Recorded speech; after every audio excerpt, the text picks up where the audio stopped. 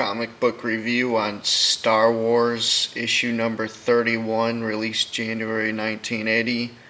A lot of you may or may not be aware that Marvel did a rendition of Star Wars comic books almost simultaneously, like a month after the movie became a hit in the same summer of 1977.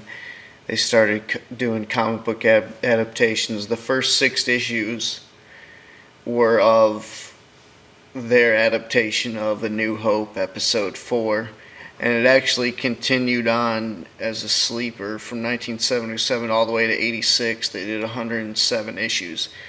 I'm going to start off the review with issue number 31. I'll probably, instead of doing the first 6, it's a pretty good adaptation. There's a lot of flaws in the comics throughout, but then there's a lot of great scenes and a lot of good artwork. And so in between 1977 and 1980, this one came out in 1980, right before obviously Empire Strikes Back came, so they only have the knowledge and the imagination of the world and of the scenes that George Lucas filmed in A New Hope, so it was almost limited. So they did things like name everything after space, like space pipe, space meal, space meat, scientific space meat, and then they made rabbit warriors, as we know, the infamous bunny warrior Jackson, and even cat-like, and even they had a Jabba the Hutt rendition. They did the deleted scene of Jabba the Hutt in the adaptation of the first 6 issues, and he looks like a combination of like the camel man and like with cat whiskers. It's pretty bad. But by this time, they started getting pretty good and more creative with their creatures. So in this one, it's called The Return to Tatooine. It's the first time they make Luke come back to Tatooine since he left it to join the Rebel forces, obviously. And they have him doing a bunch of bullshit missions. Most of the first 30 issues or so before they do their adaptation of Empire Strikes Back in issue number 38.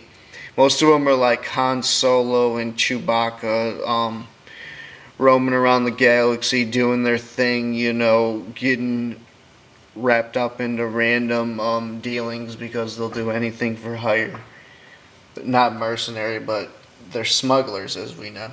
Anyway, so this one is Luke going on a recruitment mission for pilots, obviously, because Mos Eisley is known for its one of the space stations where a lot of talented pilots hang out. That's where they met Han Solo in Episode 4, as we know. And he runs into old friends, and he finds out that his Uncle Owen Lars' farm was inherited by some corrupt family in the area, and he was like, oh, it might as well be owned by the Imperial forces. And then C-3PO and R2-D2 are basically running scans like, oh, Imperial sand cruisers are on the way.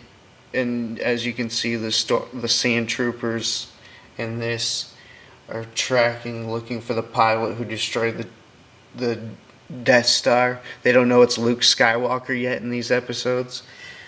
And so he ends up at the bar, and who the hell does he run into? If this isn't script convenience, then I don't know what is. He backs right into Han Solo and Chewy, who are getting into a brawl, coincidentally. And Luke Skywalker's friend, they also run into Bantas, and it's pretty dope how they actually have him in there.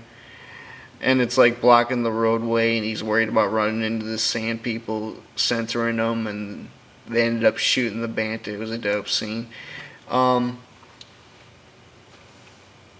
So they run into Han Solo, and he's like, "It look like you got fingered, man," because he got ratted out by his friend. I give this comic a B, definitely. Maybe even a B+. So it's about 17 pages, an easy read. Apparently, they already paid off Jabba the Hutt. I'm probably going to start off after episode 8 pretty shortly and do all of them, or mostly all of them, probably 80% of the comics that were made by Star Wars from Marvel's rendition of Star Wars, 1977 to 1986. And so then they peace out on their cruiser out into the Dune Sea on Tatooine. This was JBM from VillainNews, Star Wars issue number 31. I'm out.